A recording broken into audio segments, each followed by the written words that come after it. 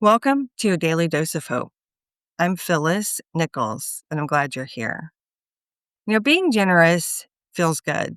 It feels good to be able to pick up the check or buy a gift for a friend or family member. It feels nice to share what we have. We've had a lot of stuff in our garden this year, for example, and it felt nice to give away some tomatoes or some cucumbers to other people who seem to enjoy them. It's nice to help somebody else solve a problem. And it's nice when we can to be able to give our time and maybe to volunteer and do things like that. And I think about generosity. I think sometimes we maybe aren't as generous as we would like to be because we feel like it has to be some big thing, like a large check that we're going to write and donate somewhere, or maybe volunteering or giving away something valuable. I think sometimes the act of generosity, we sort of put a dollar value to it. And if we can't do something big or impressive, we just decide it doesn't matter.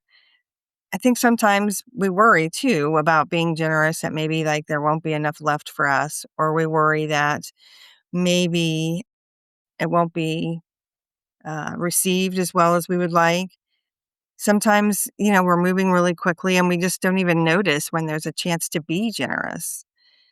You know, Couple of things that come to my mind too about being generous. Like we can do things that don't have anything to do with financial means. We can generously recommend somebody else's business. That's something that I do I'm in a couple of business communities, and we do that all the time. We can also share an opportunity or an offer that somebody else has that might be helpful. We can certainly provide encouragement. We can be generous with our attention when somebody wants to talk with us or has a question. And sure, we can leave a larger tip when we're eating out, but we can also just send a thoughtful note. Doesn't cost anything to pay somebody a compliment. Let them know what you appreciate about them. We can be generous with our patience when somebody needs a little extra time.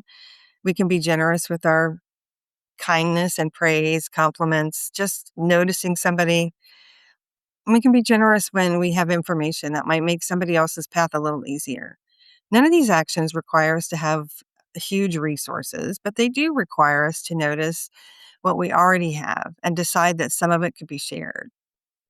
Generosity also reminds us that we have something to offer. Even during a difficult season, we still have kindness and experience and attention and hope to give.